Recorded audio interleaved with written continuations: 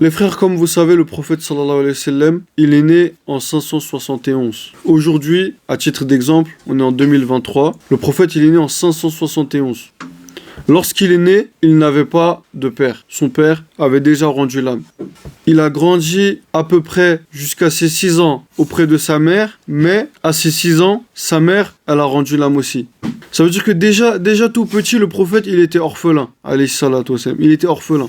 À l'âge de ses 6 ans, il est parti auprès de son grand-père. Son grand-père a pris soin de lui jusqu'à ce qu'il a ses 8 ans. Ses 8 ans. C'est-à-dire que 2 ans après avoir perdu sa mère, le prophète, il a encore perdu, voilà, il a perdu son grand-père. Il a perdu son grand-père. À ce moment-là, pour prendre soin de lui, pour l'élever, son oncle Ebu Talib, il a fait un accord avec les autres oncles du prophète pour, voilà, prendre la tutelle du prophète et de l'élever, de prendre soin de lui et afin que, voilà, le prophète puisse grandir auprès de lui. Ebu Talib, il a passé un accord avec ses frères, c'est-à-dire les oncles du prophète. Et voilà, le prophète, il a grandi auprès de son oncle qui s'appelle comment? Ebu Talib. Ebu Talib, c'était, voilà, un des oncles que le prophète, il aimait le plus et qui, voilà, malheureusement, il a rendu son dernier souffle, il a rendu son âme, mais il n'a pas voulu croire en son neveu Mohammed, malgré qu'il l'aimait beaucoup. Et en gros, il a rendu l'âme en étant non musulman. Mais bon, bref, ça c'était une parenthèse. Le prophète Sassem qui grandit sous l'aile de son oncle, les frères, dites-vous que, voilà, à l'âge de 25 ans, il s'est marié avec qui? Il s'est marié avec son épouse Hatidja. Et voilà, pour faire vite les frères, à l'âge de 40 ans, le prophète, il a reçu la première révélation. La première révélation, elle s'est passée où? Dans la grotte qui s'appelle Hira. Lorsque le prophète était parti se ressourcer pour s'isoler et pour méditer dans la grotte Hira, sur la création, sur la vie, sur la mort, il a entendu un bruit. Il a entendu le bruit, il a entendu le mot Ikra. Il a entendu Ikra, mais le prophète, au début, il n'a pas voulu y croire, il n'a pas compris. Une seconde fois, il a entendu Ikra. Et là, le prophète sallam, il a compris que voilà, il y avait quelqu'un. Et il a répliqué, mais je ne sais pas lire. Parce que Ikra, ça veut dire lis. Et une troisième fois, en fait, on lui a dit Ikra. L'ange Jibril, en réalité, il a pris le prophète dans ses bras. Il lui a dit une troisième fois Ikra. Bismi rabbika alladhi khalaq, khalaqal insana min alaq. Ikra wa rabbukal akram, alladhi allama bil kalam, allama al insana ma lam ya'lam. Et voilà, ces versets, les frères, furent, voilà, les premiers versets de la révélation. Et le prophète, ayant compris que voilà, il était sujet à la révélation, la première personne qu'il a rejoint, c'était son épouse Hatidja.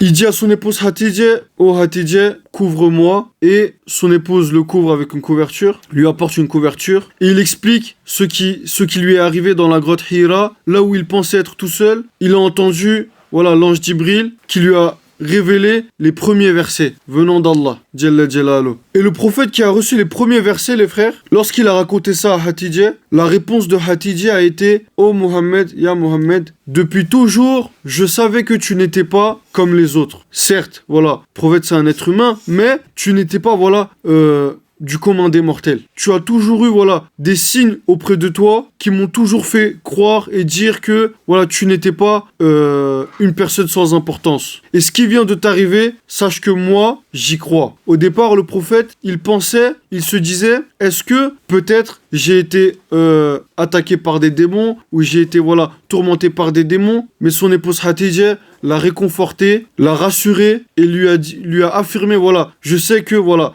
ce qui vient de t'arriver est certes vérité, certes véridique, c'est certes véridique, et sache que je crois en toi. La première femme de l'islam, les frères, la première croyante, et même le premier musulman de manière générale, c'est son épouse Hatidja. C'est auprès d'elle que le prophète, il a su chercher réconfort.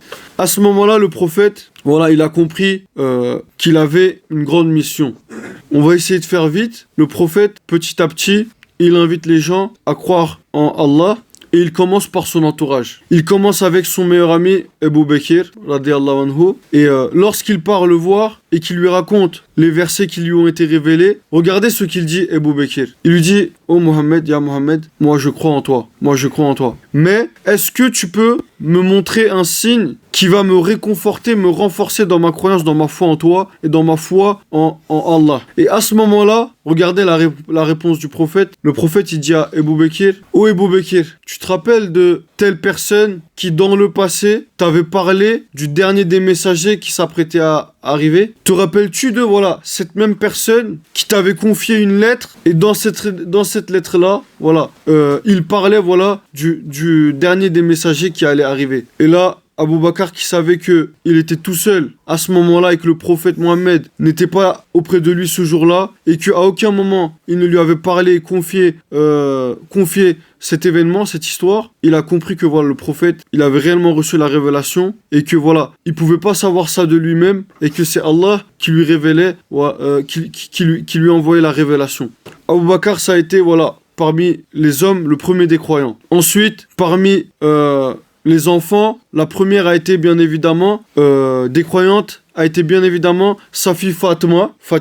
Et parmi les garçons, le premier des croyants, ça a été son cousin et à la fois le fils de son oncle Abu Talib, qui était Ali ibn Abi Talib. Et lorsque le prophète il a raconté cela à son cousin Ali, regardez ce que Ali lui a répondu. Il lui a dit: Ya Rasulullah, ou plutôt voilà, Ya Muhammad, moi je crois en toi, mais laisse-moi demander à mon père l'autorisation, voilà, de te suivre en fait, de croire en toi. Et au moment où Ali s'apprêtait à partir voir son père, il s'est arrêté, il a fait demi-tour et il a dit: j'atteste que voilà, tu es le messager d'Allah et que voilà, ce que tu dis c'est vrai et que tu as reçu la révélation. J'atteste qu'il n'y a de divinité si ce n'est Allah Tout-Puissant, l'unique, et que tu es son messager. Et à ce moment-là, le prophète il lui répond, il lui dit: mais Ya Ali, tu m'avais dit que tu voulais aller demander l'autorisation à ton père. Ali lui dit: j'ai réfléchi, et au moment où j'allais demander à mon père cela, je me suis rappelé que, en réalité, Allah Tout-Puissant n'a pas demandé à mon père avant de me créer. Donc je n'ai pas pris la peine de demander à mon père avant de croire en lui. Et le premier des croyants parmi les enfants, c'est Ali ibn Abi Talib. Et on arrive voilà au vif du sujet, les frères. Vient un jour où, pour essayer de faire vite, le prophète sallallahu alayhi wa sallam, après de nombreuses péripéties, après de nombreuses épreuves subies par de nombreuses souffrances et subies par les polythéistes de son époque, les mouchriks de son époque, les mécréants de son époque, il est arrivé à un moment où son épouse Khadija, elle a rendu l'âme, et son oncle Abu Talib, qui le protégeait, a rendu l'âme. Ça veut dire que celle qui l'a soutenu, qui l'a réconforté tout au long de son aventure, tout au long de sa révélation, elle a rendu l'âme. Alors que voilà, d'ailleurs le prophète il disait Allah il m'a accordé ma subsistance voilà à travers l'affection et l'amour que Khadija elle avait vis-à-vis de moi. Et il a perdu son oncle Abu Talib, et c'est pour cela que cette année-là où le prophète il avait perdu les deux personnes sur qui il comptait énormément, on a appelé cette année-là l'année de tristesse, l'année de la tristesse. Rajoutez à cela, les frères, essayez de vous mettre un petit peu dans le contexte. Le prophète, il reçoit la révélation, il a eu du soutien parmi ses proches, dont surtout Khadija et Abu Talib. Il a eu énormément de péripéties et d'épreuves, parmi entre autres les frères, pour qu'on comprenne le contexte. Parmi, voilà, le moment où le prophète, un jour, pour parler de la révélation, il avait réuni tous ses oncles, tous les sages de sa famille, tous les grands de sa famille, et il leur avait expliqué ce qui lui était arrivé. Il leur a dit: si moi, votre petit Mohammed, votre bien-aimé Mohammed, vous disait que derrière cette colline, il y a des gens armés qui s'apprêtaient à vous attaquer, me croiriez-vous? Ses oncles, les grands de sa famille, ils disent bien sûr, ils disent bien évidemment, parce que voilà, on le surnommait Mohammedul Emin, Mohammed le digne de confiance. Et tout le monde savait que le prophète ne mentait pas, il ne mentait jamais. Et ils lui ont dit: nous te croirons certes, Mohammed, parce que tu es certes du nom des véridiques. Tu es certes quelqu'un de digne de confiance. Tu es Mohammedul Emin. Prophète sallallahu il leur dit: alors sachez que Allah m'a choisi comme prophète, m'a envoyé comme messager, et que je vous invite à n'adorer que lui, de laisser tomber vos statues et de croire en moi aussi. Adorez Allah sans rien lui associer, laissez tomber toutes ces statues auxquelles vous accordez des cultes, vous leur faites des prières, mais plutôt, voilà, revenez vers Allah, créateur de l'univers, créateur de toute la création, et voilà, croyez en moi en tant que son messager. Et ainsi, vous aurez la grande délivrance. Vous aurez la grande délivrance. Et là, un de ses oncles, qui s'appelle Ebu Leheb, il ramasse du sol de la terre, il prend de la terre dans sa main, il lui dit, c'est donc pour ça que tu nous as réunis, que tes mains périssent. Il dit ça à Mohammed, il dit que tes mains périssent. Il lui balance de la terre sur son visage, il l'humilie devant tout le monde. Et là, le prophète, il se rend compte que, voilà, la prophétie n'allait pas être si simple que ce qu'il pensait en fait. D'ailleurs, à ce moment-là, le seul qui a dit, Ya Rasulullah, Ya Mohammed, oh Mohammed, moi, je suis avec toi, c'était encore son cousin Ali. C'est le seul qui l'a soutenu dans cette assise. Parmi les épreuves du prophète, est venu le moment où il était parti, les frères, si je dis pas de bêtises, il était parti, les frères, à un endroit qui s'appelle Taïf. C'est un endroit où il a des proches du côté de sa mère qui habitaient là-bas. C'était une tribu où il avait des oncles du côté de sa mère qui demeuraient là-bas. Et le prophète, pour chercher du soutien, pour l'aider dans sa révélation, dans ce message, pour transmettre voilà, le message, il a décidé de partir demander de l'aide à ses oncles en se disant peut-être là-bas ils croiront en moi et me soutiendront. Et regardez ce qui s'est passé. Lorsqu'il est parti là-bas, il a parlé d'Allah à ses oncles. Et si je ne dis de bêtises, les frères, il y avait des gens de sa famille qui lui ont dit si ce que tu dis est vrai et que tu es le prophète d'Allah, n'as-tu pas trouvé d'autres personnes Allah n'a-t-il pas trouvé d'autres personnes que toi pour transmettre le message?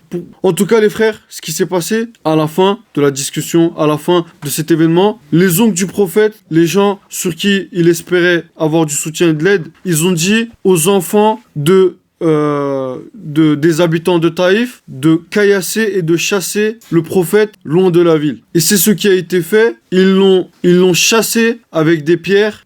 Ils l'ont caillassé jusqu'à ce qu'il était tout en sang. D'ailleurs, plus tard, le prophète dira à son épouse Aïcha, lorsqu'elle lui demandera « Ya Rasulullah, est-ce que tu as eu plus de douleur que celle que tu viens d'avoir dans cette bataille où une de tes dents s'est cassée ?» Il a dit « Oh Aïcha, ya Aïcha, je me souviens de Taïf, lorsque on m'avait humilié, on m'avait caillassé, on m'avait chassé, rien ne m'est plus...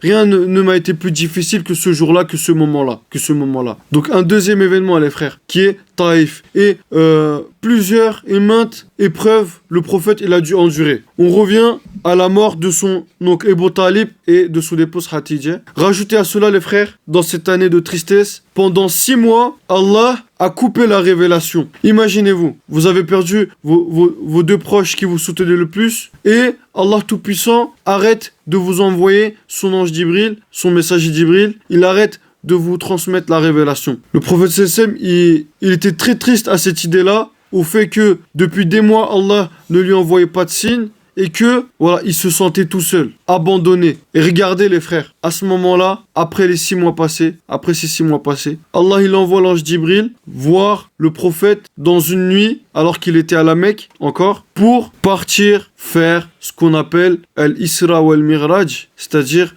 la nuit de l'ascension. C'est quoi la nuit de l'ascension, les frères? Jibril vient le voir, il dit Mohamed, réveille-toi, on va y aller.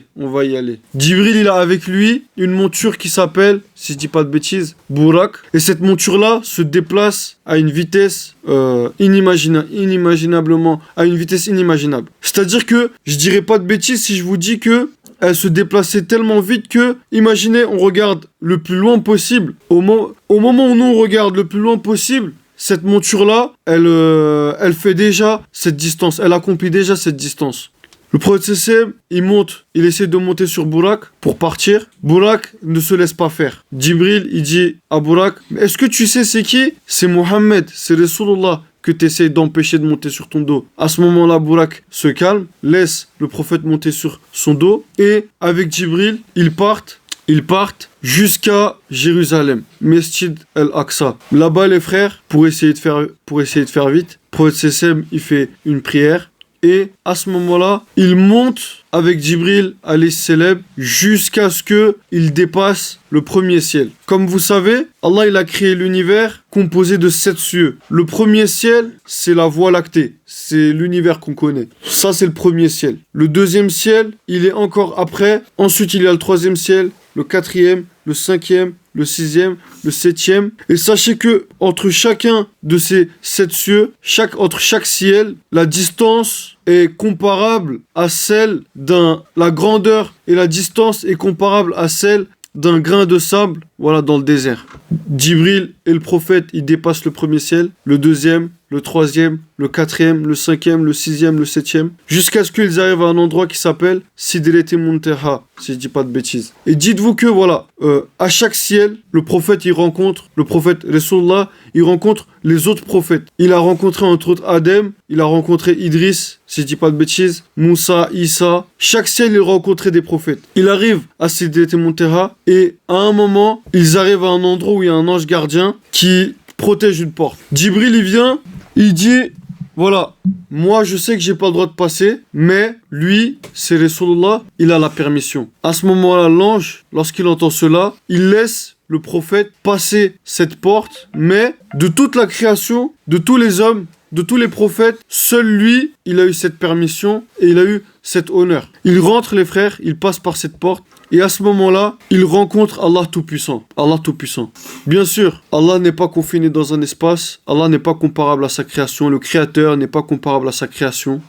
Mais d'une manière qui convient à Allah, Allah a permis au prophète de le rencontrer. Et c'est à ce moment-là que le prophète en personne, il a reçu d'Allah la révélation de faire par jour 50 prières. Allah il a dit au prophète, dis aux croyants d'accomplir la prière, les 50 prières par jour. À ce moment-là, le prophète, sallallahu alayhi wa sallam, il redescend. Bien sûr, Inch'Allah, plus tard, on refera un cours complet parce qu'il y a énormément de choses qui se sont passées pendant cette ascension que aujourd'hui, j'ai pas eu le temps de préparer. Mais le prophète, au moment où il redescendait, il croise qui? Il croise Moussa. Le prophète Moussa, il lui dit, Ya Mohammed, qu'est-ce que Allah t'a révélé? Le prophète Mohammed, il dit, Allah m'a révélé, voilà, en personne, il m'a révélé de dire aux croyants d'accomplir la prière, 50 prières par jour. 50 prières par jour. Et Moussa, il lui dit, oh Mohammed, voilà. Moussa, il a l'expérience. Il a eu, voilà, une grande communauté. Il dit à Mohammed, va voir Allah et demande-lui de baisser le nombre de prières, car je crains que 50 prières par jour, les croyants ne puissent supporter cela. Le prophète, sous le bon conseil, après le bon conseil de son ami Moussa, du prophète Moussa, il rejoint Allah et il lui fait la demande de rabaisser le nombre de prières par jour. À ce moment-là, Allah il lui dit, dans ce cas-là, vous allez accomplir 45 prières. Ensuite, le prophète repasse pour descendre sur terre. Il croise encore une nouvelle fois le prophète Moussa qui lui dit « Demande à Allah de baisser ». Et ainsi de suite, le prophète a demandé à Allah de baisser le nombre de prières qui a été baissé successivement 5 par 5 de 45 à 40, 35, 30, 20, 5, 20, 15, 10. Et là, arrive le moment où, voilà, Allah dit au prophète « Oh Mohammed, vous allez faire 5 prières par jour. 5 prières par jour. » Le prophète, il descend, il parle avec Moussa. Moussa lui dit, oh Mohammed, qu'a-t-il dit Allah Tout-Puissant? Il m'a dit, voilà, de faire 5 prières par jour. Et là, Moussa, il dit, oh Mohammed, demande à Allah de baisser le nombre de prières, car je crains que cela soit insupportable par ta communauté. Je crains que ta communauté ne puisse supporter cela. Et quelque part, il avait pas tort, Moussa. Combien, voilà, de croyants aujourd'hui ne font pas les 5 prières quotidiennes obligatoires? Il avait raison, quelque part. Mohammed, il lui répond, Rasulullah lui répond,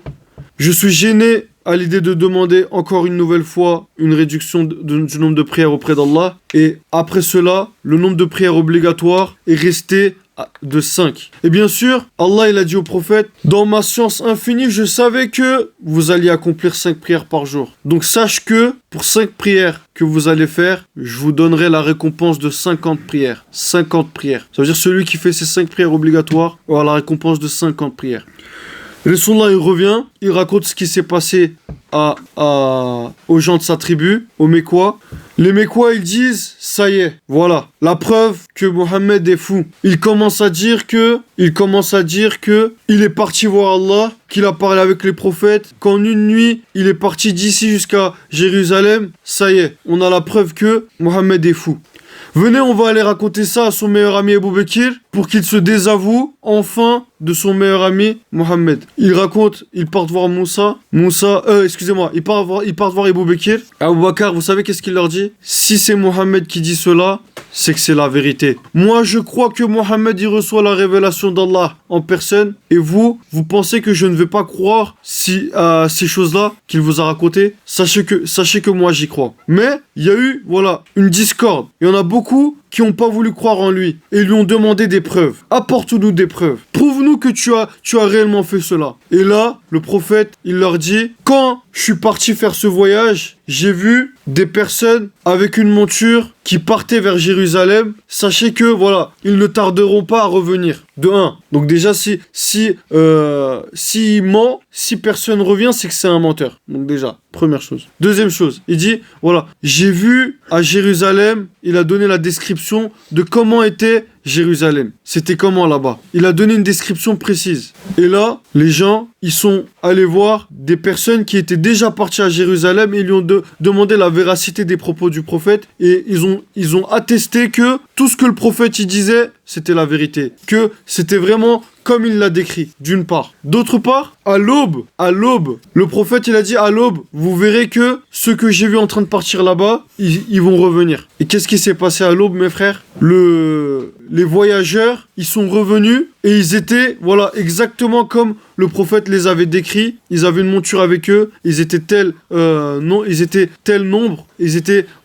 de telle manière. Et là, ils ont compris que, le prophète, il disait la vérité. Et après, enfin, ils ont dit quoi au prophète? Ils ont dit, le prophète Sassem, il leur a dit, ils ont dit au prophète Sassem, ou alors le prophète Sassem, il leur a dit, si je vous fais un miracle, est-ce que vous allez finir par me croire? Ils lui ont dit, si tu fais un miracle devant nous, on va croire en toi. Et quel est ce miracle que le prophète, il a fait juste devant eux? Le prophète, Allah lui a permis de séparer la lune en deux, devant tous les Mécois, et la plupart, malgré cela, que le prophète, il a séparé la lune en deux, Allah lui a permis ce miracle. Nombreux ont continué, ont persévéré à dire que c'était soit un sorcier, soit il